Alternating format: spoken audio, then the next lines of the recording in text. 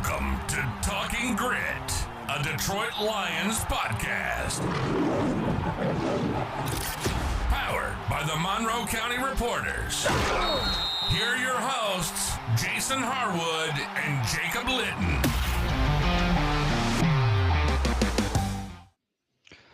Welcome to another episode of Talking Grit. I am Jason Harwood. With me is Jacob Litton. We're both not in the best of moods, I would say. Coming off this 27-24 loss to the Minnesota Vikings, our first loss at home this year. We're 3-1 at home. Of course, I had to come against a divisional opponent. Jacob, how are you doing today? I am dead inside. That bad, huh? No, it's okay. This was obviously, like you already said, at home, divisional opponent in a game that we should have won. As we talked to the Vikings podcast before, and it just kind of felt like the general consensus was that we should win this game. And like I mentioned before, our best beats them at their best. So the fact that this Vikings team did not play their best football and still did enough to beat us playing, not so well, really crushing blow. Just not a good game for us, especially coming off the bye. I know. Left a really bad taste in my mouth for sure. Yeah, there hasn't been too many more games I was more confident in than this one going into it. And I should have known we were ready for a letdown, but I just felt really good about that. I think we need to stop going on these other people's podcasts because it seems like when we do that, this like Commanders we went on, right? Yeah, Bad right. news. We did Tampa. This year was all right, but last year, the first time, bad news. And then the Vikings, like every time I just ruined it for you.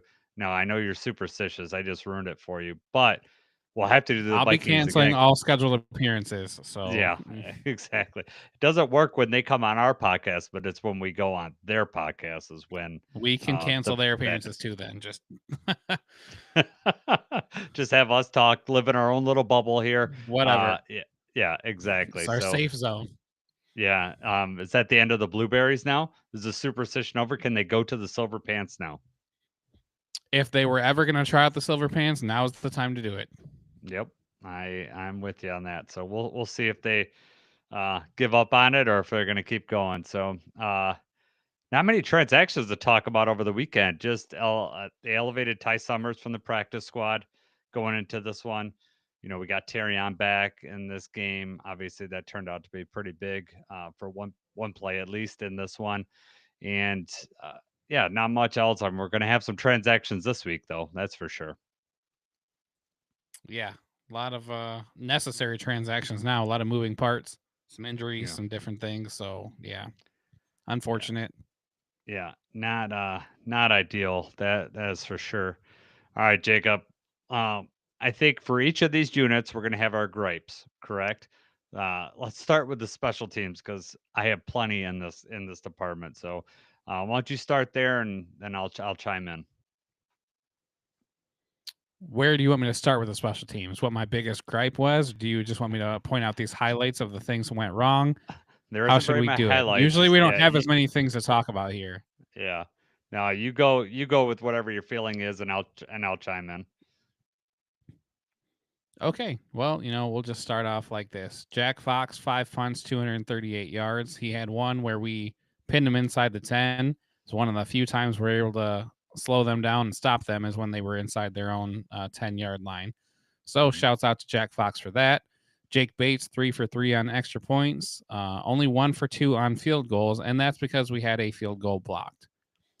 That's just we say the tip of the iceberg for what went wrong with the special teams. The blocked field goal that they then returned, resulted in a touchdown for them, right? Mhm. And then, I mean, the other notable special teams plays is just we could not stop them, on the kickoffs. I don't know what was going on with the kickoffs again, but it was just like, they had the very first kickoff return that they had. Yeah. Huge kickoff. They got down to the 36-yard line, and then that's, short field for them, allowed them to score. And then they had one that they took all the way to the house, and lucky for us, they called it back to a penalty.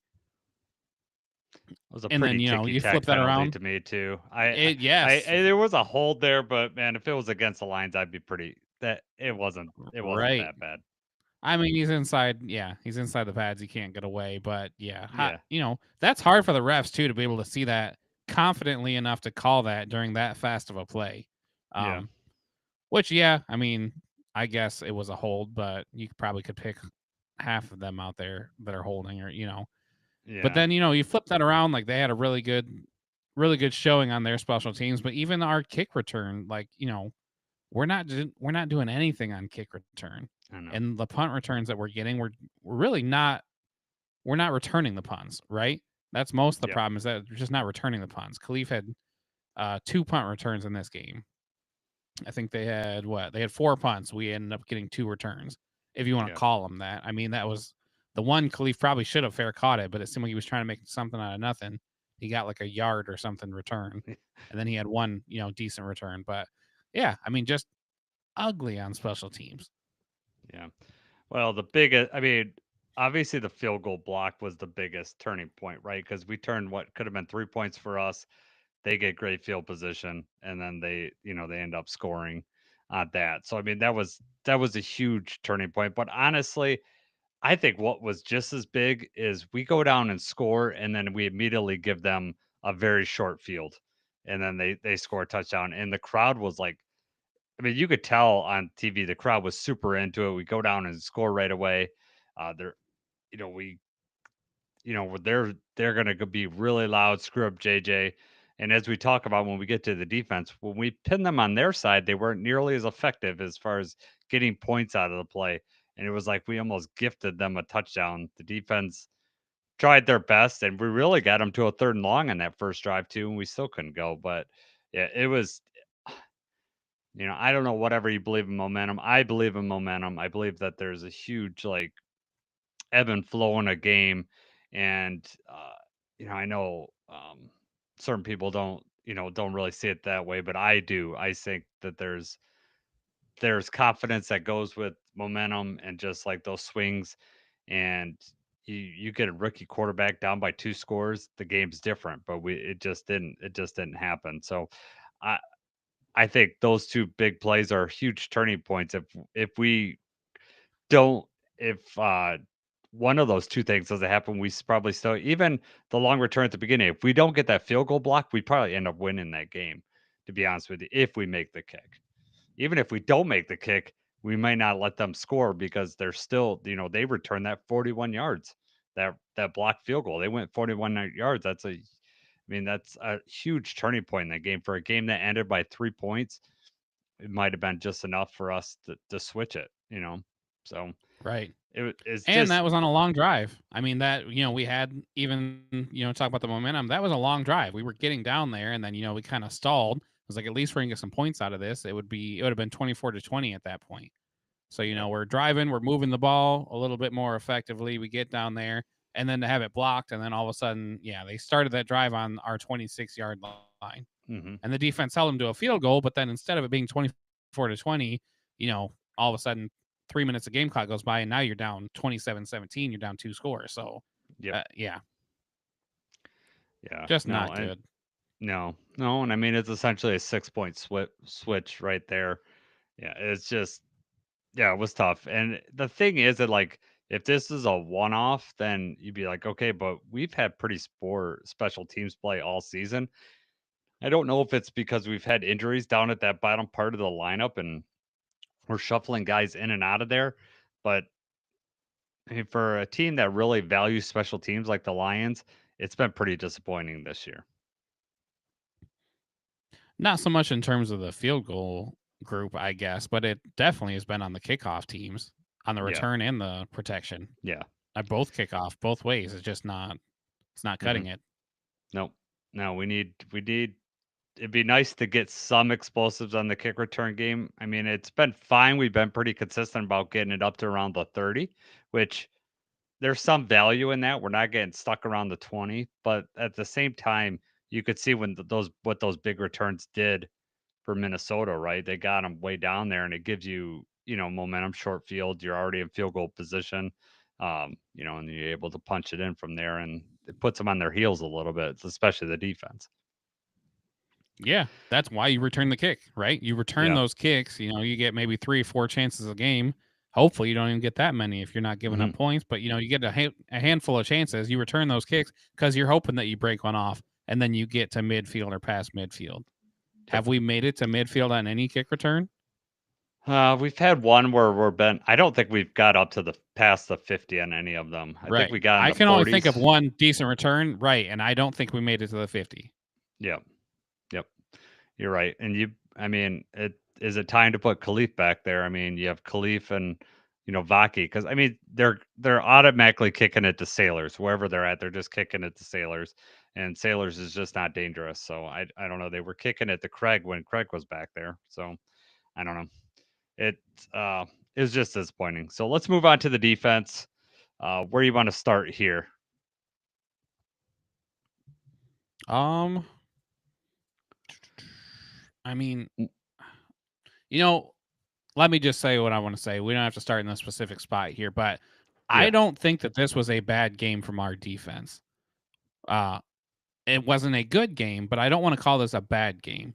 We did stop them in certain situations. You take 3 or 4 plays out of this, and most of them were third downs. That's hmm always been the story. It seems to be these third down plays. You Yep. know, I think on 2 of their touchdown drives, we had, hang on 1 second here.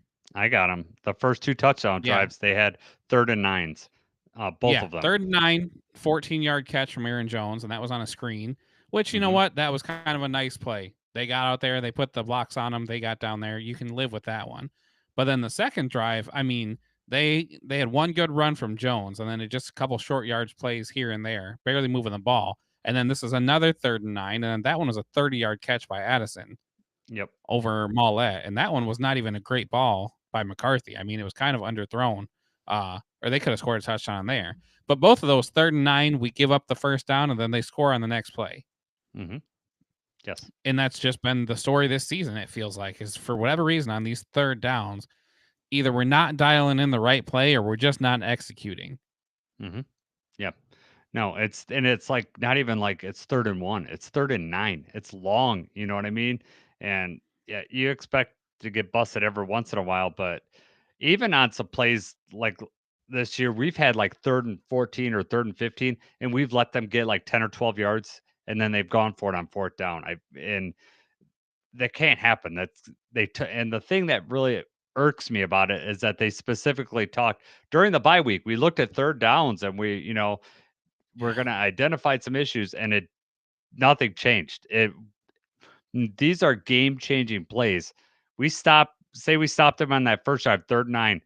That's 3 points instead of 4 points. I mean, instead of 7. So that's a 4 point difference. I mean, obviously that's the spread of the game. You don't know if the game's going to play out the same, but you could see if this, it is like literally 1 or 2 plays here or there that, I mean, the game is that tight that we could make a difference in one here. Go back to what you said about, the defense, out of the 3 units, this is probably the one that probably played the best, I'd say. They were put in rough spots by the other 2 units multiple times. The fumble by, Right. you know, Dave Montgomery, and then that long kick return, and then also the pump block. I mean, they were put in some bad spots. However, they had chances to get out of it, and they didn't do it. So, they're culpable for this loss as well. The thing that probably disappointed me even more than the 3rd and 9s and all that is letting Aaron Jones run for almost 9 yards a carry. For a team that's struggling to run, he averaged 8.7 yards per carry. He had 9 carries for 78 yards. And Right. And then it, got hurt. If he yeah, hadn't gotten hurt, yes. I mean that, it would have potentially gotten much worse because for whatever Right. reason we're not seeing it coming. I don't understand what happened with that. He did a lot of cutback runs. I'm telling you, we are not holding that edge correctly on the back end, or we're over pursuing. It's happened. It happened in the Bears game. It's happened in multiple games this year, and that's exactly what happened to Aaron Jones. He, they're sealing off the edge, and Aaron Jones is going around the side. Not much of it is up in between the guards. It's not there. It is always a misdirection in some way, and we are over pursuing. At least from my eyes when I see it. I mean, I could be wrong because I'm not like looking at every play, but that's just the way I feel it is. When you look at these I would stats, you would agree. think you look at these stats, you'd think we'd win. Held McCarthy to 143 yards passing, 14 for 25, threw a pick.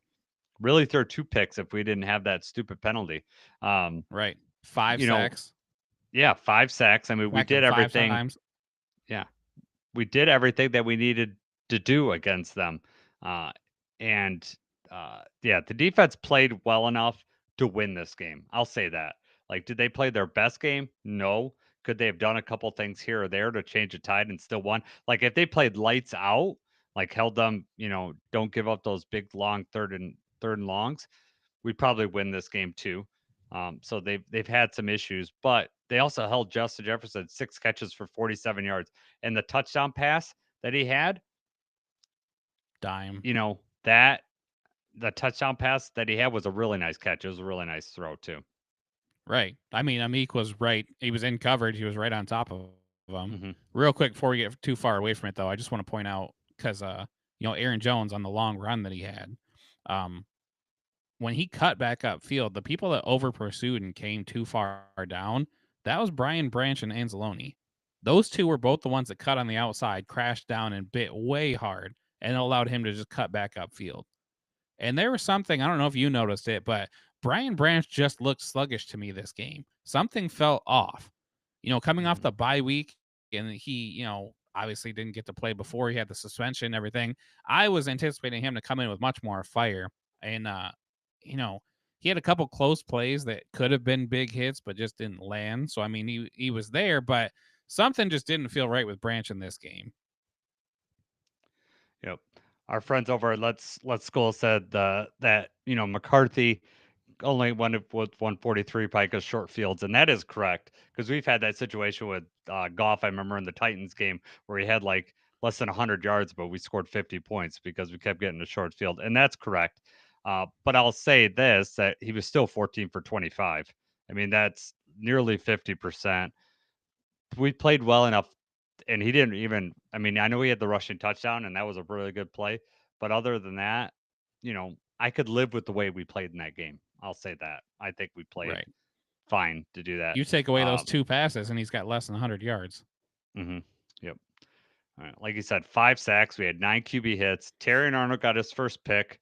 I know the boys over at Lesko will probably argue with that. That's the second game in a row that we've had like this simultaneous catch Yeah. interception thing. Uh, I've never seen anything like that in my life, and we've had it in two games back to back. I mean, he stole it off his hip.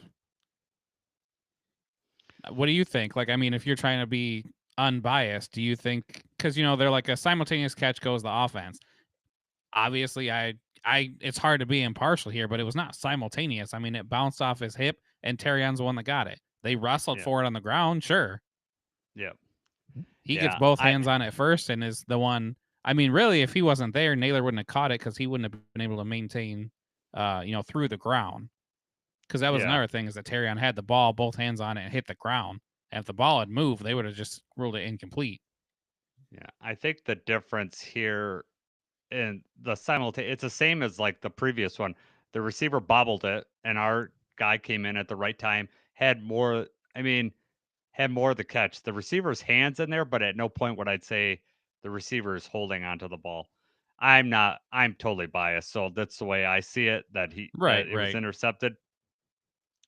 If it happens against the Lions, maybe I argue something different, but I think they're called how they like common sense wise. I think you should call that like it wasn't The truly a NFL refs use 50-50. common I sense to would make these say, yeah, it calls. was 70. I think it was 75-25, maybe 80-20. Like both of those, the last play that gets the Bucks and then this, that, so that call went our way. That was like the long discussion. They said, after what words did they say after a true? He said like a true discussion. Like, what does that even mean? Like, Right. does that mean I that didn't hear that.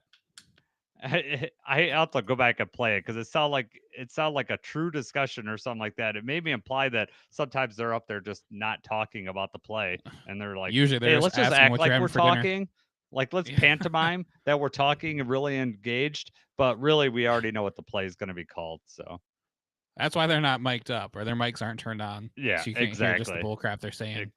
exactly. Uh, what do you think about the Justin Jefferson uh, catch, not catch? Do you think we I caught a can't break there? believe, yeah, I can't believe that they rolled that one back. I mean, Yeah, does the ball move a little bit? Maybe. It's kind of really hard to tell, but they called it a catch on the field, right? I mean, yeah, and that was on third down too, so that was a huge break for us. I did yeah. not think that they were going to overturn that. I agree. I I didn't think we it's sometimes it's easier for me to be impartial about stuff, and I mean that I would have left that as is. That should have been a catch. yeah, I was like, why is Dan I mean, I get it why Dan Campbell's throwing it was why he threw the challenge flag. At that point, that's a huge play in there. You're gonna hope for something that shows in a replay. They're gonna have some sort of enhanced view that's gonna show, the some end of the ball hitting the ground. Uh, I they shouldn't have overturned it. I They ruled it a catch on the field. I didn't see anything in any of those replays that led me to believe otherwise. However, had it been called not a catch, I don't think there was anything to prove that it was a catch either. But Right. since they ruled it a Right. catch, One of I think those. they should have Yeah. kept it that way. Um, so for all of us Lions fans, I think that we constantly get jobbed.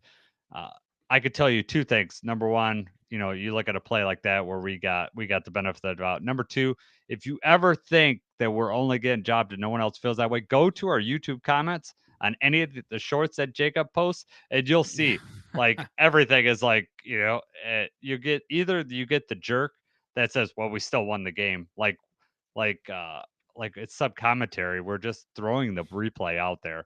And second, you'll get like the Lions got every other call in this game. It's about time we get one call. We'll get you get stuff like that. So it's I can eye never tell opening. if they're talking to me. Like their comments come like right away. I'm like, are you talking to somebody else that commented or like what? What are you Yeah, directing this hate towards me for? I didn't even say anything. I just posted the play. I know, Like the but they roughing the see it's passer from thing. We didn't yeah, mention that yet. With Jack yeah, Campbell, like, I put that out there just because that wasn't roughing the passer. I mean, that was a bad call. But then you still yeah, got people on there arguing back and forth and whining and like, oh yes, what a dirty yeah. hit. And it's like, I don't what know. are you talking Like, about? see, the What thing could he is that do like differently? yeah, and sometimes there's like, okay, they're just protecting the quarterback or whatever. But the thing is on that play, like to me, the penalty is if you're driving with your full body, like you're basically upending him and his shoulders drives JJ to the ground. And that doesn't happen. If you look, Campbell's like lands on his knees and like, he is not With putting one the arm brunt out. of his yeah, and with his arm out catching him. Like I know they want you to go to the side, but that's impossible in that scenario. And there was no helmet contact in there. To me, that was a maybe that's the correct call, but I don't want my football called like that. I don't think that should be called a penalty. I've seen other plays where they'll pile drive you into the ground. Yeah, okay, we don't want to put all that extra hit on there, and even that, like some of that stuff, I just want to be able to play football, and I'd like to be able to see that. But if they're going to take out, they want to keep these quarterbacks in play, and I get it. Um, you know, you want to take some of those hits out, but I just don't see what Jack Campbell could have did different in that moment. That's another time where you'd like to hear the ref's explanation. Like if he just like in his mind he thought that he used his body, the body weight thing. Like he used his body weight and like bore down on him or whatever. Like I guess if that's what they saw and what they thought, then that's why they throw the flag. When we're looking at replays, you can see that's not the case. It just looks like a clean play. So That's we'll why never know. I truly think that those plays should be reviewable. Like those are huge plays, automatic first downs. Those are just But with gigantic that being plays. said, you had the rules analyst on the broadcast saying, "Yeah, no one likes it, but it is roughing the passer. That Yeah, is like no, how." yeah, no, I get it, but I still think like all those plays should be. Those are like that, and it shouldn't be like a few years ago when they said you could review pass interference and they never overturned any of them because they were too proud, like to have a ref. Right. Like my feeling is this is how they should do it. They should have a like a referee that's is not aware of anything that's on the field, isn't aware of what down it is, isn't aware of what the play's originally called, isn't aware of anything. He just watches the play and says, is it a penalty or is it not a penalty? Like that's way it should be done. And they could do it really quickly and then come back in because, when you have like those penalties where is the ball moving forward or all that, they should know what the original call is. They should just call it and then you live by that call. That's the way that it should be for me. Or I you could have suppose, but then what do you do on those situations where they're like, God, I don't know, that's 50-50. right. No, Do you just go with this one guy's decision? Just like, you know what? I'm going to say, well, is he going to flip a coin in the booth and say, but I would say that he's got the best. I mean, he could see it from almost every angle. He could see it from like 7 different angles and slow it down and do whatever he wants. No one on the field has that, and I don't know. I mean, I guess you're there talking might about be just in some terms time. of penalties? Yeah, Not I like don't know. for catches or because, Yeah, like we just said with the Justin Jefferson thing, because they ruled it a catch on the field is probably why they yeah, just went with it I because know. you can't overturn it. But if you're fresh to it and you don't know what it was called and you just got to say, is that a catch or not? How do you really make that? Like, I mean, kind of was, kind of wasn't. Yeah, yeah, I don't know. I guess that situation would have its own problems, but I just feel like there shouldn't be any bias about what the call was originally to see, what the person thinks of it. I wouldn't want that bias thrown in there. And I'm not saying that every play should be reviewed and we should be sitting there, but at the same Right. time, if you're going to review turnovers, some of those are just if you have a 3rd and 9 and get hit with either a pass interference penalty that's questionable or, that, I mean, that's essentially a turnover, right? Because you're going to force them to punt. And that's a potentially a huge play. Well, you think about, the when we gave up, we Amik Roberts had held Justin Jefferson, and then we got an interception right on that play. That's a turnover play that can't be reviewed or whatever. So I mean, I think to me, I would He add a also was challenge. holding him, though. I would add a coach's challenge, and then they could challenge any of those plays, and then if it's really obvious, like say. Um, like that offsides a couple weeks ago or last week, they could, Right. the New Right. York could come in and say, "Hey, that's a penalty." That, back to what you had originally mentioned about Justin Jefferson, that was the only reason I wanted them to throw the challenge flag is the reaction from the sideline. If you notice, right after the play happened, the sideline is like going like, let's go, get to the ball, snap it, snap Hmm. it. Their Yeah, reaction was like, okay, we need to take a look at this. yeah, I thought it was going to be yeah, another one of those things where they get the play off and then we see the replay and the ball's like rolling on the ground for a minute before he even touches it. yeah. No, you're always holding your breath for a little bit, and then when they go to commercial, you're always hoping like, "Oh, we have this new definitive replay that completely shows that shows that what you wanted called." I it was I thought it was a fairly good called game, though. Like, I know there's calls that went both ways. Vikings fans may feel Right. different, may feel like Lions got more. I think that there was calls that went either way that could have went, it could have went another way. So, in no way did anything I think the refs called uh, change the outcome of that game. What happened in Right. between? At least this is not like the Kansas City thing where we can Yeah, pinpoint like 2 or 3 of these and say like that really made such a big difference that, yeah, it altered the game. You right. can't really say that, Yep. from our I perspective, I guess, on this. I yeah, don't know if I the agree. Vikings fans feel differently, but I don't know. Hmm. Off the top of my head, I don't really know exactly what. Yeah, I think that I'd have if I was a Vikings fan, I'd have a legitimate gripe about the Justin Jefferson catch. Um, That's not a that'd be flag, though. That's a yeah. reviewable. I mean, yes, No, it sucks, but yes, I meant in yeah. terms of like what Oh, penalties, how they called the game. We had more oh, penalties called on us than they did. they did. Yes, yeah, yeah. We gave them 5 first downs from penalties in this game. Like that's Right. not a recipe for success. We had 10 penalties for 76. Like every when you said, in your keys to victory, we just need to play our game. It's like they heard that and said, nope, we're going to do the exact opposite. We're not going to run Yeah. the ball. We're not going to stop the run. We're going to commit a bunch of penalties. We're not going to play complimentary football. It was the opposite. You jinxed us. It's all your fault. I did. I think I yeah. did because I was like, I want to play it safe. I'm just going to say, if we just do our thing, we're going to be fine. And I stand by what I said 100% of the time. If we had just played our game and stuck to our guns, we would have been okay. We almost escaped this one with a win anyway, despite everything wrong that happened. Yeah. But this game up and down was just so uncharacteristic. That's, I said it before, 9 times out of 10, we will beat this team. Don't let this be one of those times where we're messing around and get caught slipping. And that's exactly what happened. How many times has Amon-Ra dropped touchdown passes? How many field goals have blocked since we, David Montgomery with the fumble?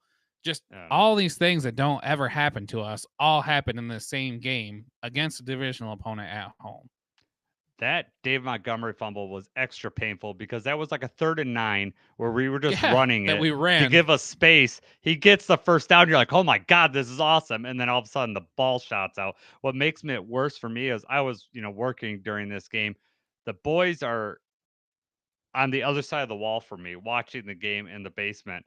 Their stream is a little bit ahead of for me. So I knew he fumbled it before I could hear him. They're like, oh no. And I was like, oh. God, that's the worst, God. right? It's and then you're watching terrible. the play and you see him break open. You're like, wait a minute. I was like, maybe I just read their reaction wrong, but no, I knew I didn't read. I can read them. They're pretty obvious with their reactions. Bradley went stomping upstairs and he had an emotional day yesterday. I don't Before we get off the defense here, let's, we talked about 3rd down. The official stats are 4 for 12.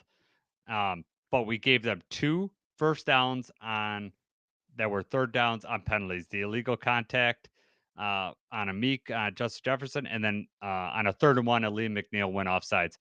However, when we go 4 for 12, we already talked about the first was a 3rd and 9 we gave up. The second, a 3rd and 9. The fourth one, a 3rd and 8, which was the JJ scramble for a touchdown. The run. And then the last one was a 3rd and 5. And that was on their last drive of the game, and that's what iced the game, that 3rd and 5. So, those ones that they got weren't even 3rd and shorts. And there was killer, just killer plays. I mean, I don't expect us to be perfect on 3rd down, but yeah, let's stop 3rd and longs. We should have a much better percentage on this. So it's still a work in progress. Yeah, that's tough. Yep. Did not see much out of Aleem this game. You just mentioned him, he had the offsides, but I, didn't see him making an impact very often. And, if you blinked, you might have missed Tyleik Williams. He only played 11 snaps in this one. Yes, I know. That's not a good sign. I mean, I know Aleem's back, but the fact that he could only get on the field for 11 snaps. I don't understand. Just one more thing on the defense here. I don't understand what Tyler Lacey brings that makes Shep want him to be on the outside so much. He lines up outside edge very often. I don't have the snap count in front of me to see exactly, but 31. He had 31 snaps. Muhammad's 30. But I feel like he's on the outside more than Muhammad is. When Muhammad lines up, Muhammad's usually over the tackle or on the inside so that maybe Derek Barnes or somebody lines up out there. They're in bigger packages. But when Tyler Lacey is there, Lacey's out wide, almost like Hutch. And I don't understand exactly he's not fast enough to break down. I know on one of the McCarthy runs, he was the one chasing him from the other side. And I knew there was no chance he was going to get there, but it just feels to me like Muhammad should be on the outside more. So I don't know exactly, what they're seeing or what Lacey, obviously he's a bigger body, but is that what we really want, to be that far on the outside? Have you noticed that? Yeah, I haven't paid that much attention to that, especially in this game. Like I said, he's a big dude. He's hard to miss out there, especially when I know that, but chasing from the other side. Yes. Right. Well, no, I just didn't know if you had noticed if it's just in my head or if that's really happening. I think they want a big edge, and they have Davenport when he's out there. He's doing the same thing. They want a big edge that could Well, push and hold Davenport can that crash and edge. push that tackle back into the They quarterback's don't. lap, and Lacey has not shown that he can do that. No, no, but that's not what they asked from that guy out there. That's not what Shep wants, whether you agree with that or not. But that's just not what Shep wants. He wants Well, someone what do that you think holds he that edge. wants? Huh? What do I You think think? he I don't just think wants? he just wants someone to hold that edge and just kind of use his power and push towards the quarterback, and don't allow the quarterback to get to the outside on that side, or don't let the run game get around the edge. That's what I think he wants on that. So just But take you're up loose. space. Yeah, essentially. Yeah. All right. Let's move to the offense before you blow a gasket over here. Goff didn't play bad in this game. 25 for 37. He just ended up on his back too much. 5 sacks, lots of pressures. Passed for 284, 2 touchdowns. I mean, he didn't do bad, but the rushing game was abysmal. It was Yeah, this is another one. The embarrassing bad. stats kind of lie when you look at, you think Goff 25 for 37, 284, 2 touchdowns, no interceptions. You think that's, a decently good game. We probably did all right. No, not really. And I mean, even on some of these completions, the ball was thrown pretty quickly just because he felt, even when there was no pressure, he felt the pressure coming. Mm-hmm. And on some of these throws, the ball was not coming out cleanly at all. I mean, he was still making some of these completions, but the ball was not coming out clean for Goff. And after that first drive, we moved the ball really well, and then it just seemed like after that, it was tough to get anything going. Yes, it was. It's like they scripted that first drive really well, and then we just could never get anything going. We were running screens. They had Laporta screens on that first drive, which I want to see run more because I think he is so good with the ball after with yards after catch. We saw it. You saw it here, carrying people Yeah, on this way to the exactly. end zone. Yep. Yeah, and then that fourth down play, which was a touchdown. It's like we need. I just want to see more of that. I uh, So I'll ask you the question now because I had it later on. Are you unhappy with the way Morton's calling the game? Are you unhappy with Morton? Like, I don't know how to put it, but do you want to see the games called differently? Do you think that that's what's going on here? When I dissect these things, so on the surface, no, I don't want to put the blame on Morton. But when I dissect these things and I do start to look at film and I start trying to break things down a little bit more, it really just seems like some of these routes that we're running are just not working. They're not at the great times. It's almost,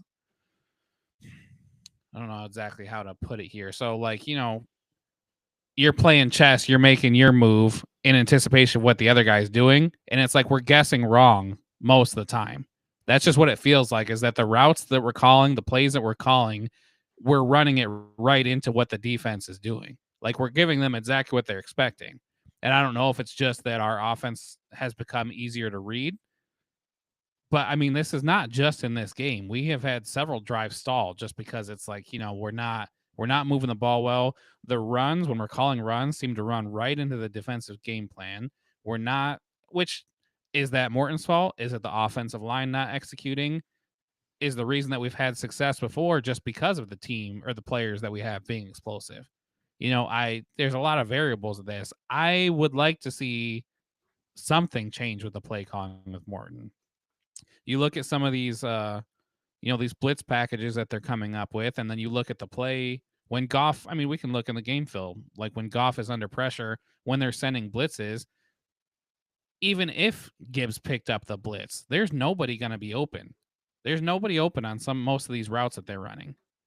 And there's a handful of them, of course, that somebody's going to break free, but it's taking too long to develop. It's like, why are we running these sort of routes, especially in the third and fourth quarter when we've seen that we're not holding up against the defense? So, yes, on that, it is frustrating, and I would like to see something change. But I'm not ready to just say, this is just like after the Green Bay loss, right? Where everyone's like, get Ben Johnson back. What did we do? This offense sucks and this and that, in a lot of ways, this feels like the Green Bay loss, right? Just because the offense did the same sort of thing. The offensive line was getting eaten alive, and we're not moving the ball. Mm-hmm. How do you feel, though? I mean, are you thinking this is Morton? Do you think this is just Brian Flores' game plan? A little of both. I think it's I would not pin this all on Morton. I'll just stand right there. Do I think he's doing a perfect job? No. Do I think it's a little bit of everything? Yes. I think our offensive line has a huge he played a huge part in this game. Not being able to handle the stunts was huge. I know that Arif talked about that, them running stunts all over the place, and we just didn't handle it very well. And keeping Gibbs in to block, Gibbs was getting blown up, and it's the last thing we want to do is let him just get smacked, 12 to 15 times a game when he's not getting the ball. I mean, if he's getting hit, I want to have the ball and have a chance to do something. He's just getting hit in the backfield. Um, and it seemed like every time that Gibbs was back there, they were running, they knew that they could do it. They weren't as when Monty was back there, they knew that Monty could hold up. Monty's a better blocker than Gibbs. So I think that that was part of their game plan. If they don't, I mean, the other option would be just to send Gibbs out and run some fast screens because if they're sending if they're sending extra people in, we might have been able, that means we got a free runner. However, Gibbs was 3 catches for 3 yards, so we weren't doing that. When you mentioned the Green Bay thing, this is exactly how I felt about the Green Bay game. And that to me came down to the offensive line. And a lot of this came down to the offensive line here too. And now that Mahogany's going to be out for a bit, that's very scary to me. Um, as far as, what's this going to mean for pass protection, number one. Because I think with running, I think we'll be all right. I think we'll be able to keep it up. But I think with pass protection, you know, Awosika is not as good, and we don't need people coming up the middle. Now, I think more people are going to try to run stunts on us because of what they saw with Vikings. Not everybody's going to have, the people to do it like the Vikings do, and the defensive scheme to do it. I will also say that we've had Flores' number every time, and Flores is a very good coach. So you expect at some point to get a rebound. To me, this is a little bit of that rebound. He had our number this time. I expect us the next time we play them to be able to, put our stamp back on it. We're gonna have to do it on Christmas Day in their house, but I think we could do it. And I'm not, not thinking Minnesota's all of a sudden better than us. I really like we were, only lost by 3, and I think that we really didn't play our game. I'm not taking anything away from Minnesota. They beat us. They played better than us. We lost that game, but we could have if we just clean up our own stuff, as Dan Campbell says, then we probably win that game. My concern though is that, with the Green Bay loss, that was at Green Bay and it was week 1. The offensive line is not meshing together very well. This, we've already got them established together. We're at home and we're off a bye week. There's no excuse for not having that game plan ready to go and not having everybody on the same page. I know you already mentioned it, but Gibbs plays 42 snaps and 15 of those you were pass blocking. You absolutely cannot do that. And you only let him carry the ball 9 times. That should never happen. I think he carried the ball 9 times in the Green Bay game too. You got to get the ball in his hands. And you know what? If they're showing that they're blitz on the inside, like they did very frequently, and Gibbs is the one back there, motion Gibbs out and let's see what they're going to do. Let's see how they adjust. You could have did it one time and just saw how they played that. Do they still blitz up the middle, or do they drop somebody? Because a lot of what they were doing, they're lined up. It wasn't like they were exotic blitzes, but I mean, they're lining up, they're showing pressure up the middle, and then a lot of times they were having Van Ginkel or Grenard drop back into coverage on one of the ends just to kind of protect against some of those quicker plays or those hitch routes, those things that we like to do. And I mean, you saw it right away. That's how they were going to play defense. And I did not see us change up anything. I didn't see us start calling anything differently. We weren't moving stuff around. We weren't using motion. We weren't, like I said before, JMO, give him the ball in the end around. I know we tried to screen.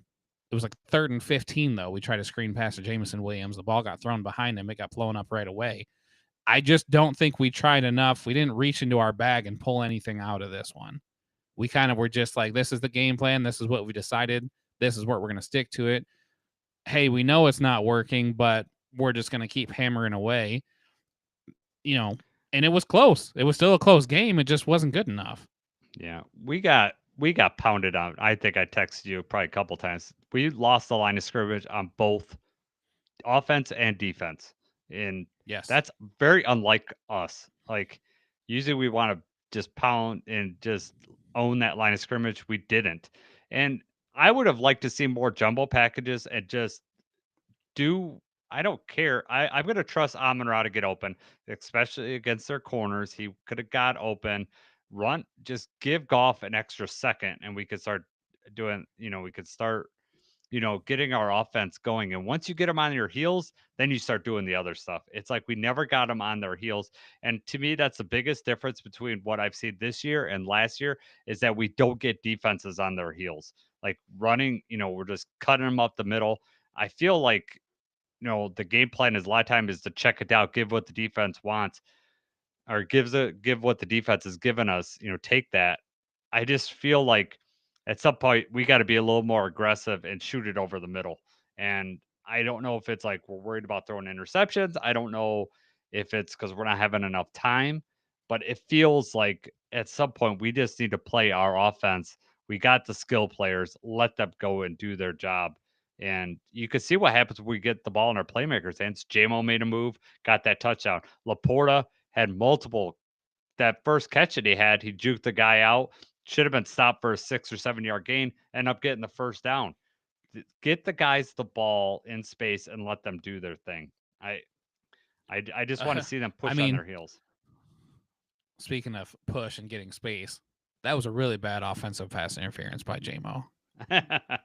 You know how bad that grinds my gears. Yeah. We got it. We finally get the benefit of one on those, but I just hate Yeah. that. Yeah. I cannot stand that full extension. Give me some room Just and let me catch this ball. shove. Which the Yeah. catch was great. The tiptoe and the dive in the end zone, that was great. It was a great play. In the NFL, that's how they call these things. They let the receivers get away with it. I don't like it anymore. But it kept us alive. It kept us in it. Yes, But exactly. if you look, if you look at we can do the film and just look at the pressures. Like I said before, there's a handful of these plays that I know one off the top of my head where Khalif is about to break open across the middle, and that would have been a decent. Like he would have caught the ball maybe 6-7 yards away from the line of scrimmage, but then he had space to get open, or after the catch to run after the catch, and then it was a sack because there was too much pressure. Yeah. There was a couple other plays, maybe Laporta on another one. The majority of the time, though, if you look when these blitzes are coming and you look at the receivers, there's nobody going to be open either.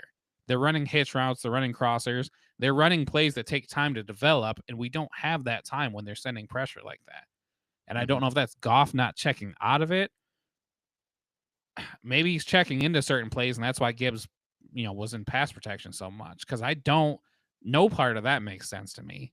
You got Gibbs in the backfield. Don't just keep letting him get beat up and have him blocking linebackers, especially and some of them were just free rushers. Ratledge completely blew it a couple times. Graham had a terrible game. But it's all stuff you're watching film, you're prepping for this game. You should have seen all this coming. There's just nothing out of the ordinary for them. Yeah. I would say this is the first game that I looked at that. I mean, we've missed Frank Ragnow in all the games. I mean, I'm not saying that I haven't missed him, but this is the game that I saw that like I wish Frank was in there because it would have been totally different. Oh had yeah, we had Frank. He would have called it. He would have had things set up better communication. Yeah, it was. I'd be calling Frank right now. he's I know you're not hot. coming I know up. you're hot, man. I know you're good, but please Yeah. come back. Yeah. No, I don't think that's going to happen. But yeah, it feels like our defense switches things up quicker than our offense. It feels like our offense just this is the plan and we're doing it. Do Our you defense think? feels. Do you Go ahead. think that has anything to do with the fact that Morton is in the booth? Because I've seen some people online say like, why is he still in the booth right now with the struggles that we've had? The things like, should he not communicate with his players more and see what they're seeing out there, make those changes, in real time? Do you buy into that at all? That I he's don't. calling I games don't. differently in the booth? I don't buy into it at all. I think people are grasping at, they want to complain about something. They're going to look at, hey, what's different? That's the problem. I don't think so. I mean, they've asked John Morton about that. He says, I trust, he's got Brunell down there who's telling him what the quarterback's thinking. there's ways to communicate with Morton. It's not like they can't communicate with him. They got headsets. They could talk. I'm sure that there's ways to call up to the booth and say, "Hey, this is," you know, if they He's need to talk. FaceTiming them from the tablets Exactly. Yeah. with his He's like, glasses like halfway down his nose. How he sits up there at this play sheet. yeah, with his arm on the railing up there. Yep, Yeah. that's exactly right. Uh, uh, I don't buy into any of that, to be honest with you. I'm not saying it's not it wouldn't make a difference, but I think people are just worried and they're overblowing after a loss. It's like, no one was worried after we just destroyed the Bucks, and then now everybody's like, I saw this coming, and we're going 5-12, and this is the worst thing ever. At least our quarterback didn't dislocate his elbow, right? After we're going three, now they're 3-6, right? Talk about our upcoming opponent, the Commanders. Like How you talk terrible is about that, man? sky is falling. You go from getting the NFC Championship to starting the season 3-6, and now your young quarterback is out indefinitely, and that's after you're down by 31 and you still have him in the game. Um, Yeah, that's when the sky is falling. If you come out and look like they did against the Seahawks and just get yeah, obliterated every single drive, you can't move the ball and they're just pounding it. yeah, That's when you're in trouble. But yeah. I will I say that, at the beginning of the season, this is one we had circled like this is going to be our payback game. Now they don't have Jaden Daniels, so now it doesn't feel as sweet, but it also is a must win. You can't lose yeah, this game. yeah. No, nope. I agree. So yeah, there's definitely a lot of stuff to clean up on this offense. A lot of it starts with if we could just run the ball. And if we did that, it solves so much stuff. So they need to figure that out. The outside runs weren't, this defense is pretty fast. So I agree with them not going out there, but there's there's this running game is different this year. They need to, and you can't put that all on Morton. Hank Fraley's the running game coordinator. It's he has a lot to say about this. So it's not like, oh, John Morton's in and we're doing the no, Hank Fraley is the run game coordinator. He was doing all this stuff previously, he just didn't have that title. So now, he's in charge of all that. So, you could do attribute to changes on the offensive line. Yes, you could do that. I could you could say that the way Morton's calling it has something to do with it. Yeah, I think that that's true. But as far as like why this running game's not working, I think that's more Hank Fraley's thing than John Morton. I guess that's true. It's also, I think, the offensive line play as a whole, outside of even just, Ratledge, Mahogany, or New. Panay, obviously doing Panay things, but I don't think that Taylor Decker has played very well. And I don't Yeah, think that Graham Glasgow has played very well. And now with these injuries, I mean, Mahogany's out. We don't know for sure about Panay, right? yeah, I mean, we how were you don't. holding your breath when you seen Panay slow to get up holding his shoulder? I I was know, like, oh God, please no. I know. Yeah, I mean, it just shows that we were just getting beat up front. When our offensive line's coming up limp like that, that means that we're not inflicting the pain. The pain's being inflicted upon us, and that's not good.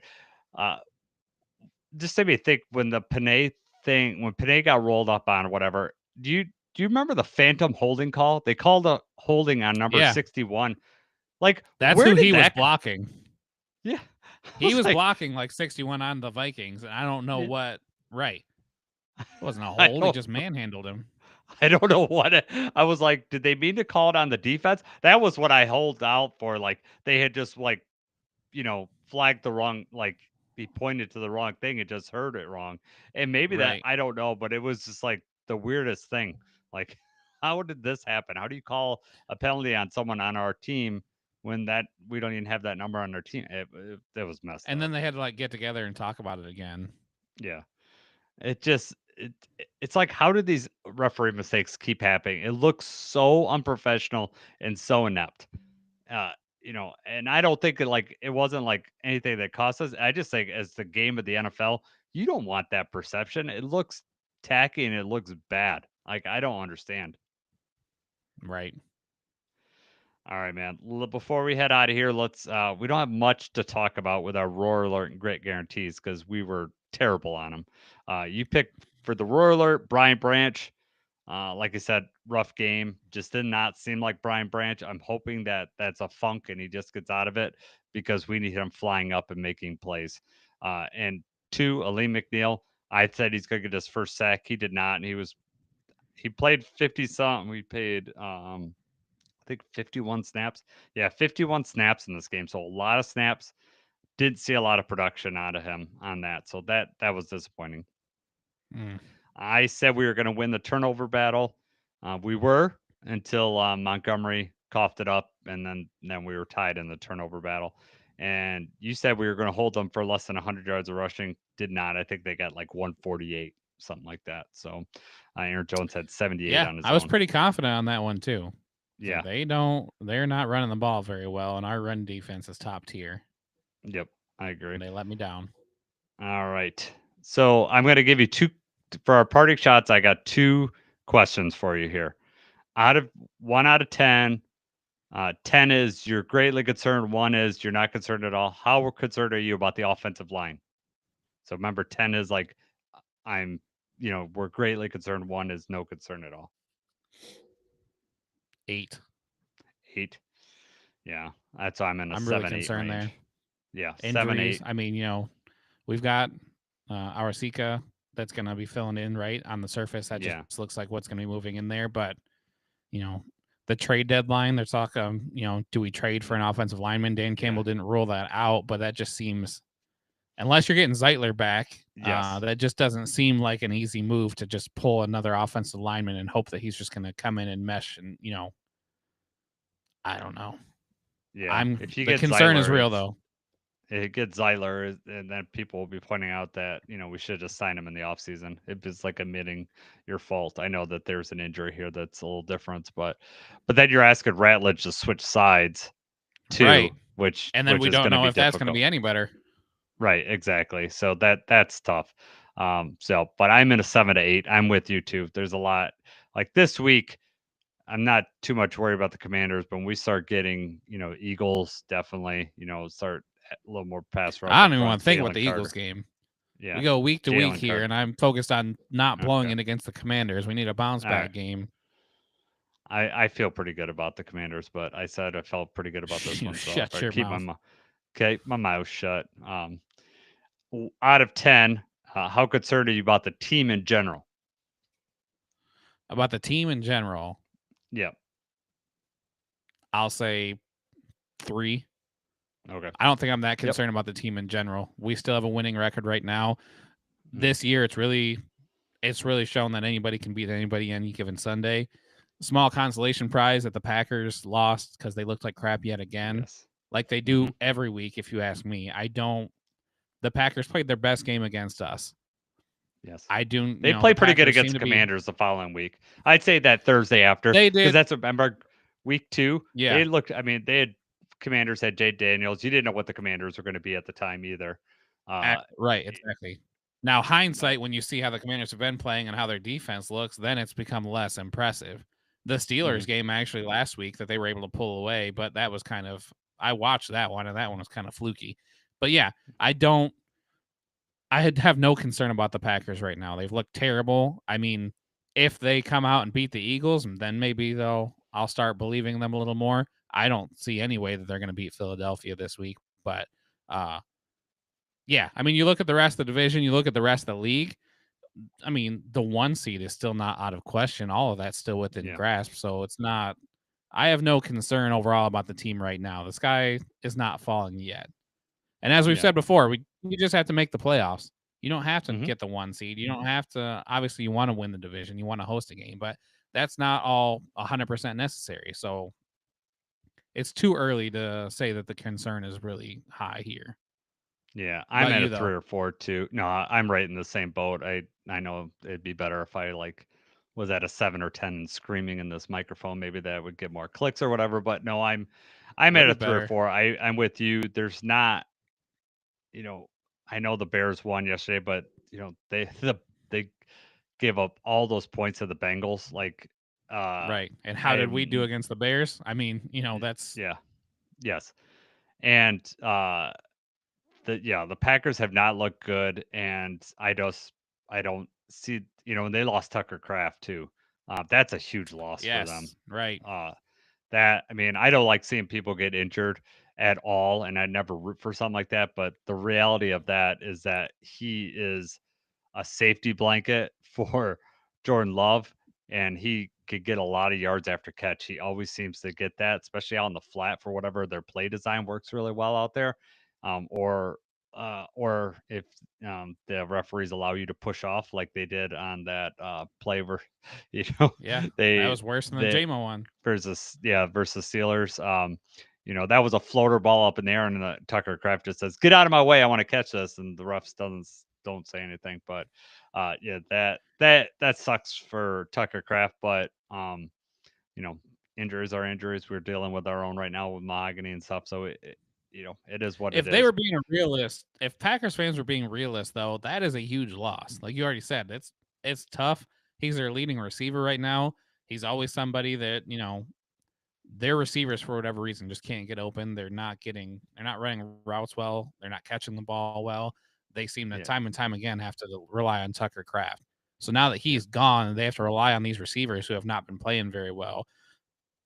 If Packers fans are being real, then they should be very concerned about the passing offense without Tucker Kraft. I But agree. there's Packers fans on Twitter and everything that are already acting like their backup tight end is gonna Luke Yeah. Musgrave is just gonna pick up right where Tucker left off, and You know. they're still gonna win the 1 seed and all that. That's fine. Like you said, we just need to get in the dance. That's all I care about. Get in the dance, and we'll go. And then hopefully Mahogany be back by then. Who knows? Mal Frazier maybe at some point be activating him. We might get some other offensive line help. So we'll see. We got. I'm not. Our schedule doesn't look as daunting as it did. At the beginning of Right, the right. season. I know the Philadelphia game's huge. The Rams game's going to be big, but Washington is much easier. The Giants definitely easier. Like I said, the Green Bay has not played well. We get them on Thanksgiving. Follow that up with Dallas. Dallas is 3-4-1, and they're getting creamed by the Cardinals right now. Uh, you know, then you But if got we only the lose Ram. those 2 games, let's say you lose at Philadelphia and at LA, those are going to be the toughest ones coming up. Hmm. The Packers game is going to be at home, but then you got away on the road to the Vikings Bears. But let's just say those are the only 2 that we lose. 12-5 is a pretty good year, right? Yeah. I mean, Hmm. that's on par with what we Yes. thought we were going to be. Yeah. What's going to be an No. issue is if we go into Washington and fall, and then all of a sudden the Philadelphia game looks like a must win, and then from here on out, it's like every game all of a sudden you holds way much more weight, and then they all become must wins after that. Yeah. And that's the situation you don't want, is that you're in week 13, 14, like, God, we've got to win every game from here on out if we even want a Right. shot. No, I'm not as scared about the Philadelphia game as you seem to be. I don't Scared is know. not the word, Jason. Okay. Do you I said remember concerned. Yeah. what was the Texans? Was it Stephanie? What was Yeah. her name? Huh? The Texans lady that we Oh, talked to. What was her Stephanie. name? Yeah. That's what I Yeah. thought, Stephanie. Yeah. You don't ever say that we're scared. Yeah. No, that's a winnable That's game, right. right? It's Yep. absolutely, all these games are winnable games. But that's one of those ones that's closer to 50-50 because it's going to be a tougher game. Whereas if you ask me, this Vikings game was 80-20. Like like I said, 90-10. Like we should have won that game and we didn't. And now you got the Yep. Commanders without Jaden Daniels. Also looks like another game that we should win more often than we lose. Yep. I agree. So there's a nice person in our chat saying skull. So nope, you beat us, and nope, I give you your props. Hey, You beat they've us, earned that but right. You keep yep. saying skull until Christmas, and then we'll ruin that for you. Yes, right. That's gonna be our Christmas gift to you, for sure. No, dude. Glad to talk lines with you. I know it sucks having this loss, but I'll be honest with you. I the worst part about not the worst part, but one of the worst things for me is that I for the rest of the day I don't want to watch football. Like I do, but I Yeah. don't like get as much enjoyment about it. And like so it's like it takes away football for me. And so Lions losing is number one. Like that just sucks at itself. But the byproduct of that is I don't look as forward to watching like the Sunday night game or in this case the 4 o'clock games. And even tonight I'm kind of like I just want to get to the next game so we can win and then I can feel good about football again. So that to me, that's like one of the worst things about a Lions loss is that I lose interest in football for a little bit. And I tell you what, without this podcast, I probably would not like look at anything. Like before, Right. before we had this podcast last year, I would go into hibernation for a week and just like sulk in my feelings or whatever. Uh, with this podcast, it helps get me out of this comfort zone, and it probably helps me process things. I know it helped me process the Commanders game quicker than I would have. I know a lot of people went into Yeah. hibernation until preseason started. They just didn't want to think about the Lions just because it hurt so much. Yeah, it's tough. No, but I agree with that. It's really hard. That's why I don't like these 1 o'clock games anymore. We play at 1 o'clock, and then if we like this one, we lose. Like, oh God, I don't want to watch. I don't like turn off Red Zone. I'll check my fantasy team every once in a while. We'll go outside and Yeah. play football with the boys or do other things like that. But yeah, uh, it's definitely harder versus the win. When you win, you're just chilling the rest of the day. It's like whatever. Yeah. We'll see what everybody else is Everything into. feels good. Yeah. Right. That's why, next couple games, next week at Washington is going to be at 4:25, and then the following week, Sunday Night Football. So, Yep. 1 o'clock, we'll I know. still be able just to chill and watch Red Zone. I know. So the decently nice thing is I had to work yesterday, so I sold my tickets. So otherwise, I would have been at that game, and then that would have been really depressing. Sold your tickets to Vikings fans. I might have, and maybe I'm at fault here because I don't know who I sold them to. I sold them on Ticketmaster. I didn't sell them to anybody I know. I'm trying to sell the Dallas I ones heard to from people I people that know. were there. I've Yeah. heard from people that were there that the stadium was not as loud. They were like something was Okay. off. It just was not as loud as it usually is. Did you hear Okay. that? Well, it sounded loud like right off the bat. I think the way the game started, I think Maybe, just yeah. took it us out of the state out of it. I don't know. Uh, yeah, it was. Okay, I'm done talking about this game, so we'll move on. Moving We on. will be back on Wednesday night. We will have command this podcast on. I'll talk with them. I feel bad for those guys. I like those guys. They're gonna probably be depressed because of the way their team's starting out, and then also losing Jaden Daniels probably is the real bad thing. And then we'll be on their podcast on Thursday. So if you want additional like talk about Washington, you could jump in and hear us over there. Those guys are a lot of fun. Their show's real fun to be on. So you can check that out. Just also programming update. It looks like we do have writers for both or content creators for both Philadelphia and the Giants coming up. So I'm anticipating, and we should have Green Bay and Dallas and the Rams. So the next one that we're going to be, we'll figure out is Pittsburgh, but we should have like interviews all the way through, hopefully the rest of the season. So outside of the Pittsburgh game, they're all covered. So that I know that people enjoy that. We enjoy talking to other people. So we got that to go to look through too. So and then remember on Wednesday, Jacob and I will on Thursday we'll release our NFL pod. So we got a new pod that we're doing half an hour where we do our grit picks on there, and then also Special just episodes. just Call special them special episodes. episodes. Okay, special episodes. So I don't want to imply that we have a You separate keep saying channel. it's a new pod. It's not a I separate, know. right? It's just another Yeah. episode Okay. that'll just for people Yes. that are into that, you can listen to the episode. It's a shorter one. It's just about other NFL stuff. If you're not interested and you just want to stick with the Lions stuff, then obviously you got this one that we're still just doing 100% Lions. Yep. Just special episodes. I didn't even realize what you titled it. What did you title the last one? I don't remember. I think it was like we talked about the New refs, so I said NFL pod. NFL. Yeah, yeah, something like that. Man, the Minnesota fans have like gang up in our chat. We don't have any Lions fans in here to they're at least they're chatting back, but I'm done with them. So we're gonna end this right now. Jacob and I are gonna do all 22 maybe another time. Maybe we'll do it Wednesday beforehand. We just I got something going on with my family, and I think both of us just want to ignore what happened in this game. So we're not going to look at all 22 tonight. But there's not too many positive plays that we want to dissect. There's just no. painful plays that could have been, and we don't want to dwell on it any longer. Exactly. So, but for Jacob, I am Jason. Oh my God, hold on. Oh, yeah, I'm done with that. I'm done with the chat. Okay. Read it. Hang on. No, read it. Read it. It says, okay, so the first one says Lions just don't have what it takes. JJ is here now. I'm assuming JJ is JJ McCarthy, not Justin Jefferson. And now the Lions' reign is over, boys. you're still in last place in the division. And that's because Minnesota's fan base is unbeatable. That part's And, laughable. yeah. Yeah. And I then mean, it's there's, both funny, but yeah. hey, Yep. it's just the Hey, same, the opposite ends, right? We're a really good team. We had a bad game, we lost. Now, we're feeling pretty low. They have Yeah. not had a very good season, as you've heard from their fans and everybody. They've been down in the dumps.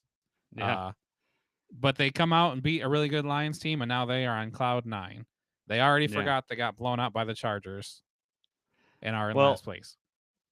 yeah, it was interesting because even when we were on the Let's Go podcast, they were talking about complaining about KOC, like they were, Yeah, right, he's, right. and Maybe they need to move no on one from under KOC. Reef said, when we asked him about the tenor of the fans, he said that they think the season's over. All of a sudden now they get a win, and it's it tells you how week to week the NFL is. It is insane. And this year, there just doesn't, like Seattle. I know Seattle's dangerous. Seattle looks really, really, really good. Right. They look like they could win it all. They are the best that I've seen. But uh, you know, there's still a lot of football to be played left. So We'll see. yeah. So now all the chat's coming in. They wait till the end. We're gonna leave, and That's then all the right. chat takes over. That's all right, man. So all right, for that guy over there, Jacob Litton, I'm Jason Harwood. It's been a pleasure talking with you guys. Go Lions.